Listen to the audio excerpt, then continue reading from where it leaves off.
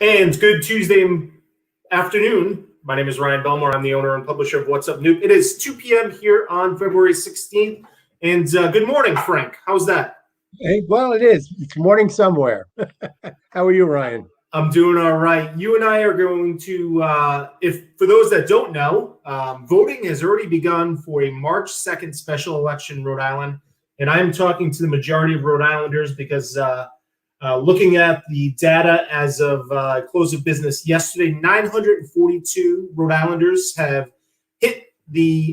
voted in person at their local city or town hall. So that's last Wednesday, Thursday, Friday, because yesterday was a holiday, averaging about 300 people per day in person. And then about 89,626 mail ballots have been mailed to voters so far. So early voting is open at all city halls, town halls across the state up until March 1st. And then, of course, if you're a traditionalist, you can go and vote in person on March 2nd. Visit vote.ri.gov because chances are your polling location has changed because this is a special election. All 10, 12, 20 voting locations won't be open in your town. It's a $400 million in bond issues at stake here. 7 of them. Higher ed bond, beach, clean water, and green bond, housing and community opportunity, transportation infrastructure, early childhood care, cultural arts, and economy grant programs, state preservation grants. And today we're going to be talking about the industrial facilities infrastructure, a $60 million bond issue, all of them pretty important. And it's March 2nd. It'll be interesting to see what the turnout is. Yeah, 2 weeks from today, it all wraps up. And we are starting today with question number 7, which is industrial facilities infrastructure, $60 million to fund industrial facilities infrastructure improvements to be allocated as follows. A, industrial site development, $40 million. B, Port of Davisville infrastructure at Quonset, $20 million. You either approve or reject. And who are we talking to today, Frank? We're talking to Gavin Black, and he is president of the Rhode Island Ports. Let's see, what's Rhode Island Ports? What do we call it? Coalition. Correct. Gavin is actually corporate counsel, and are you president of Moran Transportation? I'm vice president and general counsel at Moran. At Moran Transportation Industries, a graduate of Roger Williams School of Law and the University of Rhode Island Marine Affairs Institute. He's a member of the Rhode Island, Massachusetts, and Federal U.S. District Court, District of Rhode Island Bar. That's the one that is involved with lawyers, not the one that's involved with my favorite drinks. He's active in... I've passed many of those as well. Yeah, there you go. Active in the maritime community with participation in the North Atlantic Ports Association, Maritime Law Association of the United States, and currently is serving as port president of the Propeller Club of the United States Narragansett Bay chapter. And you've been involved with the Rhode Island Ports Coalition for some time, I believe. Yes, I have been involved with the Ports Coalition since it was formed, I believe, a few years ago. So pleased to be here with you today, Frank. Thanks for having me on. Happy to discuss question 7. Yeah, no, really important for all of us in Rhode Island.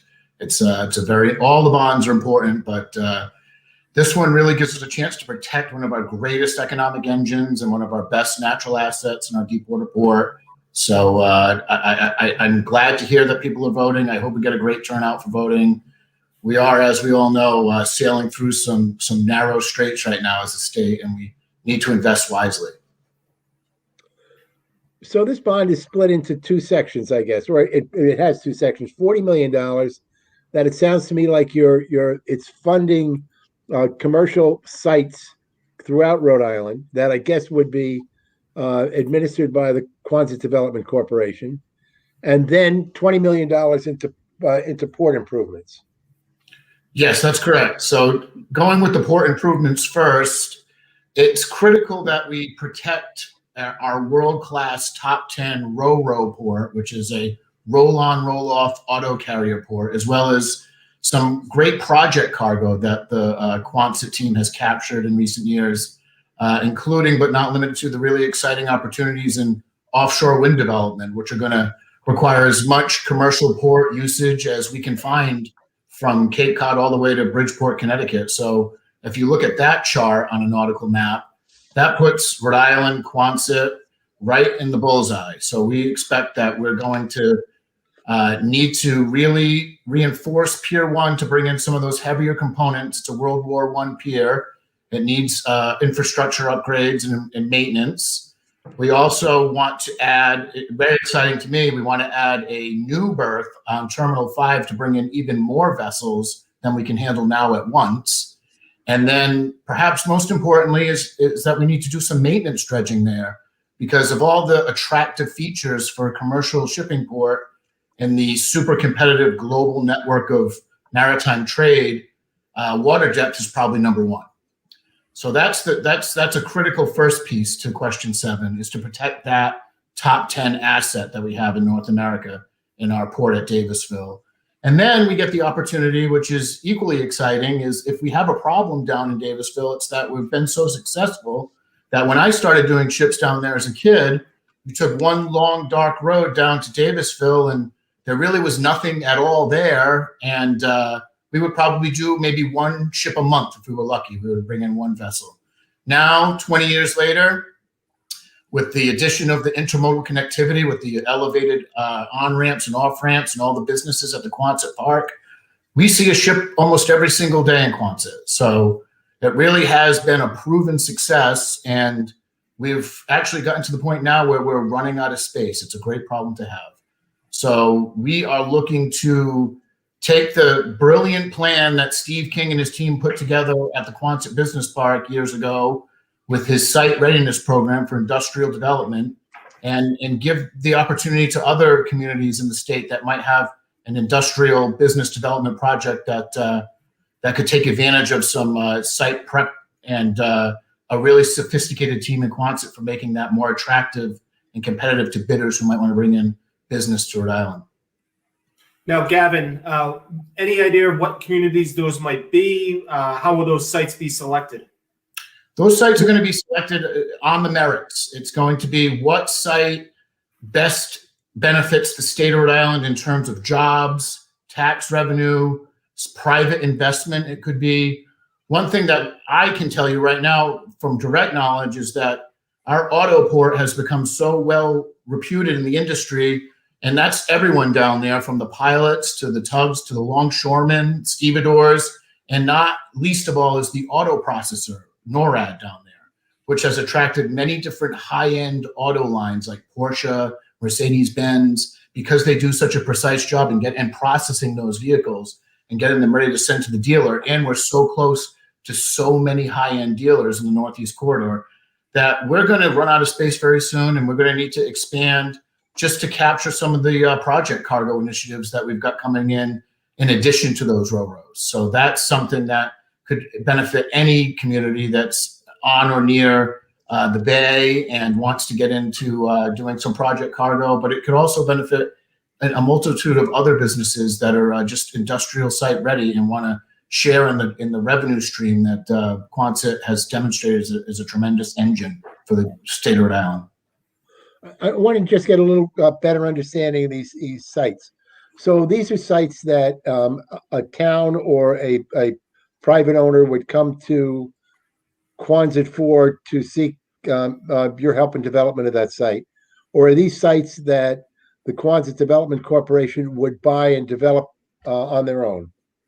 These are sites that we're hoping communities and private investors come to us, and because of the program, those sites have a really strong competitive advantage with bidding for developers to come to them because of what the Quonset role is to just kind of run the complex program that's been so successful of like making the sites pad ready or shovel ready. So much of the problem in attracting business to Rhode Island is a lot of the uncertainty with like the political dials, where are they set, and permitting and zoning, and having no idea what might happen to you down the road after you've committed. So this takes all that and kind of does it for you through Steve King's team and process down in Quonset, and makes it so that a developer doesn't have to waste any time or money or do a ton of research to figure out what that site can do for an industrial developer.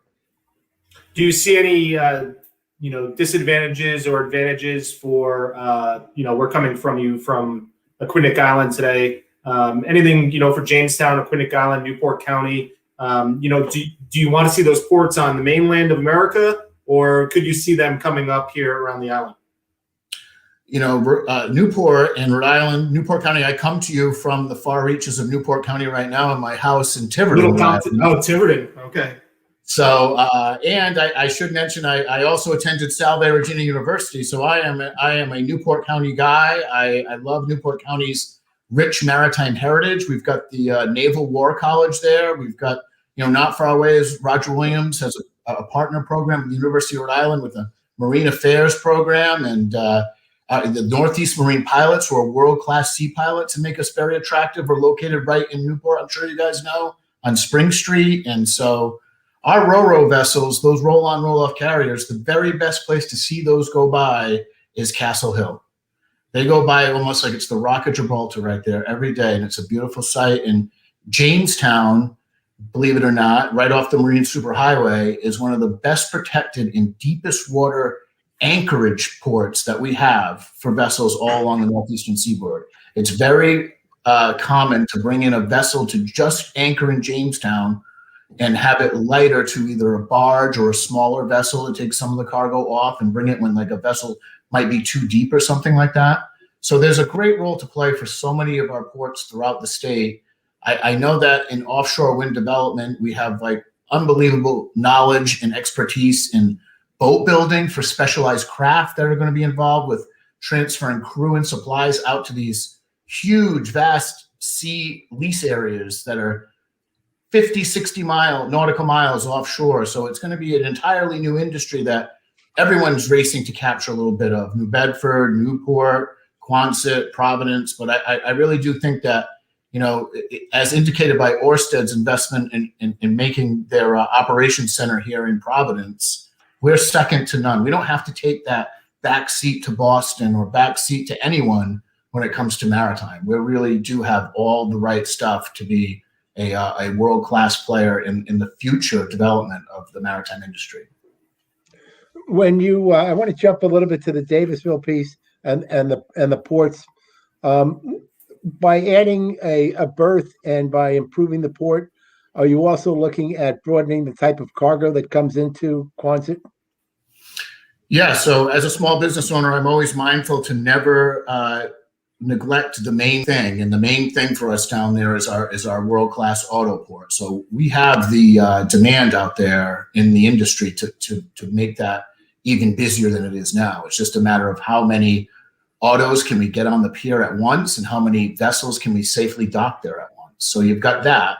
And then in addition to offshore wind components, which could be miles and miles of sea cable that they need to bring into a place that has the weight capacity to store it, or it might be something like the turbine anchors themselves, which are extremely heavy and sink the turbine shaft into the seabed.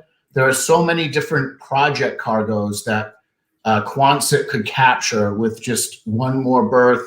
And then importantly, what everyone wants to know from me as a shipping man is, well, how deep can I get a vessel into your port, and how long will it take me from pilot to dock? And we're A+ in both of those categories, so we need to maintain that. We're only about 3 to 4 hours from sea pilot on board to all fast alongside at Davisville. The Chesapeake Bay is a full day to come in, expensive, multiple pilots, and that has to come out. They got tide restrictions to deal with. We have a tremendously well-suited deep water port to the ro-ro commercial activity and all the expertise, because they do look at us collectively with the reputation of the Coast Guard here in sector southeastern New England, and the terminal and stevedore expertise that we have with New England Stevedores and Waterston Terminal Stevedores. We just have everything you would want to check the box on an international competitive bid to keep and grow that vessel volume count, which breaks a record every single year. I know that we're well over 200 for this year, even despite the pandemic. It was interesting because for a little while there was a disruption in the supply chain. South Korea never stops that Hyundai plant, ever. They just make Hyundais 24/7, 365. And it stopped for a little while, and so did the other big auto manufacturing plants in Mexico and in Germany. So there was a little interruption in the ro-ro business, But then what happened that was interesting was as people left the major cities and stopped taking public transportation because of the pandemic, there's a very low inventory on automobiles right now in this country. So we're shipping automobiles more than we ever have right now, and it has the capacity to do a lot more. Gavin, before I ask you my question, how many carriers of just toilet paper came in through Quonsetville last year? Yeah, it's funny. I swear to you, I have witnesses. I was speaking to a group of Roger Williams maritime interested law students, say last year, almost a year ago right now. So before things went crazy. And we, just kind of talking about the potential disruption in the supply chain and the concept of just-in-time shipping, which I don't know if you guys are aware of, where like places like Walmart have a huge competitive advantage in Amazon because they have these sophisticated algorithms to tell them exactly what on what shelf needs more and when it needs more. So they never have, the consequence of that is they never have more of anything than they absolutely need for that day or that week. So it doesn't take very long at all to run out of certain things that there's an unpredictable demand on. And I swear to you, I used the example of toilet paper in that little speech about logistics and just-in-time shipping. And then, a month later, what was the commodity everybody couldn't believe that wasn't available? It was, I hit that one right on the head. So I definitely, I understand that. And I know how that works from like a global, 95% of all goods shipped and trade are done on waterborne transportation. So this is it. This is the world we live in. It all comes by ship, and no port in the history of the world has ever not benefited from being the hub rather than the spoke. So the closer you are to getting that shipment, the better off you are in terms of availability and price. And then as it moves along the supply chain into the hinterlands, you start paying more retail for everything. And, I combined Quonset and Davisville and called it Quonsetville in my question there about toilet paper. But, for the layperson, they're going to go through this and hopefully vote. And they're going to see question 7 and not have an idea of what is going on here. What is your basic why people should vote for this $6 million bonds? And perhaps you can roll in what the economic impacts might be there. Right. I think that, it's a very important vote, and it's one that should be made with careful consideration, especially during these times. And I think with question 7, you're investing in a proven winner. You're investing in an economic engine for the state of Rhode Island that's, $2 or $4 billion in overall economic output, which, and you have to break that number down so that, that number makes my head a little, light, but it's really 12,000 jobs down there and growing. It's, 200 plus businesses down there, which is tax revenue. And I think it equates to about $130 million a year for the state of Rhode Island in tax revenues. So it's something that we can invest in that we know will give us a great return on that investment, which we critically need during this time when we really can't afford to, take a shot in the dark or have a big loss. Do you have any estimate of these two programs, of what just those alone, building on what you have, how many more jobs might be generated by these, and what the economic impact may be of the pods and of the additional shipping? So if you take those numbers that we have now, and we know that we're growing, I would say if you look at history, like this investment will come back in 4 or 5 times the amount of private business investment that will then add tax revenue to whatever site you build this on. So it's not just like invest in our pier because we have to, and well, why can't some of the private stakeholders invest in that? They do. Is what that does is that invites and that tees up more private investment and makes those parcels that are part of the site readiness program that much more attractive to the very best and highest use for that parcel. And once that program gets going, it won't take very long at all to have actual numbers on the tax revenue for that city, town, municipality, the state, for whatever business that might be. Gavin, how quick do you see, this passes with flying colors on March 2nd. How do you see the industrial site development, 40 million, moving forward? How quick before you see some of these other areas pop up or shovels in the ground? I think it's going to, I mean, if I know anything about Steve King and his team down there at Quonset, he's got a plan A, B, C, and D for every single option that could happen right now. And he's built so much in such a short amount of time down there in Quonset. I think it would be, you know, you'll start seeing the benefits of this as soon as you start seeing windmill components floating up the Narragansett Bay, or you see some industrial developer installing wind turbines landside, which could be a beneficial use of some of this industrial space. So it's almost a limitless possibility scenario, you know, anchored to the track record and proven success of what's happened already at the Quonset Business Park and the scale of it. What ports are the biggest competition for Davisville? Right now, I would say for Davisville, because we're a top 10 North American ro-ro importer, our biggest competition would be the Port of Baltimore over here on the East Coast, Norfolk, and then you'd have to really go into the Gulf to find, like, Jacksonville is a big auto importer, Houston is a big auto importer, San Diego, San Francisco, but really we punch far outside our weight class in ports in Rhode Island. For sure, because you just heard those other cities and ports are, you know, 10 times the size of us. Gavin, are you facing much opposition on this question?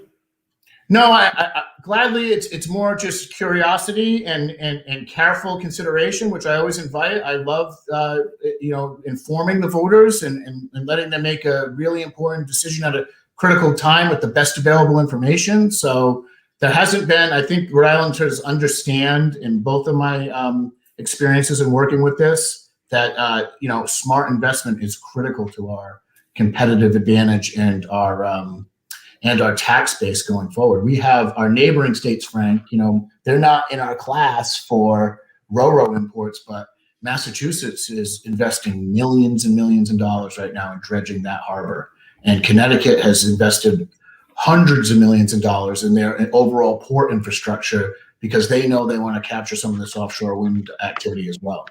We have better natural assets, I believe, than they have. So it's not as big of an investment for us, but it's equally important for sure if we don't want to be left behind.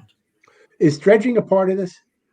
Yes, dredging, maintenance dredging for the piers is always a part of it. It's like I said, the single most attractive feature to shippers who I work for, carriers, brokers, owners of vessels, charterers, is you know, shoreside capacity, which Quonset has a ton of. That's what got us a lot of that business. It's proximity to the marine superhighway, which is right south of us, which we get an A+ in, and it's water depth. I can tell you that we can bring a vessel into the port of Narragansett Bay with the right tides 40 feet deep. And that's brackish water. So that's really competitive, and that's what you really need to be on the world stage is that kind of depth to be recognized as a serious commercial shipping port, and not what Boston fears it could become if it doesn't dredge, a barge port. Dredging is an ongoing program, correct? If you don't keep it dredged, you don't keep the depth. That's correct. It'll silt right in. Gavin, did we miss anything today? Anything else you wanted to share? I don't think so, guys. I'm really happy to have been on here with you today. You had some great questions. No, we got, you know what? We had a, I would be remiss if I didn't do this. One of our viewers, if you will, from WhatsUpNewp had sent in a question for you. So I want to make sure we ask that as well. His question was $40 million of the $60 million bond issue you are supporting will go to the preparation of industrial sites at locations other than Quonset Point. We probably asked this already. How will those sites be selected? Will there be any sites on Aquidneck Island or elsewhere in Newport County? There likely could, and the selection will be on the merits. Very good. Excellent. And the website is riportscoalition.com for more information. And just in case you needed to know that, Gavin. I should write that down. You should. Gavin, did we got everything? I think so. Yeah. Thanks so much, guys. I think we covered it.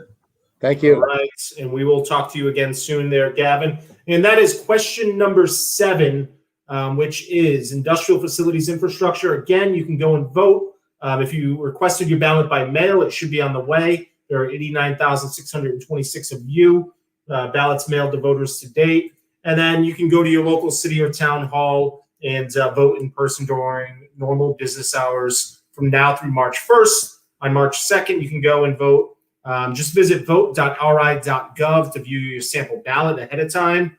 Maybe do some research on some of the items and to find your polling place, because it will be different than it will likely be different than what it was in November. All right, Mr. Prosnitz.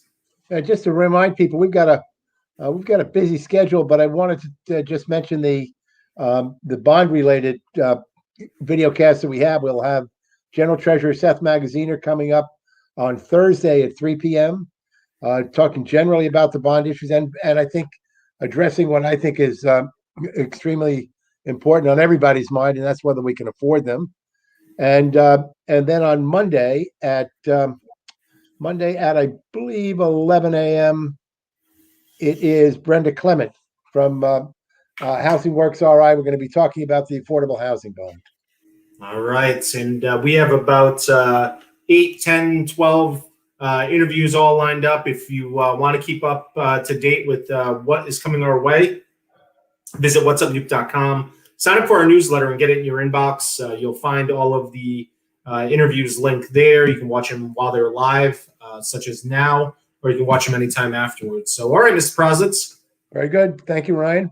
All right, and that's going to do it. We want to thank our friend Gavin for joining us today, and we will be back later on this evening with artist, actress Marilyn Bush at 7 p.m.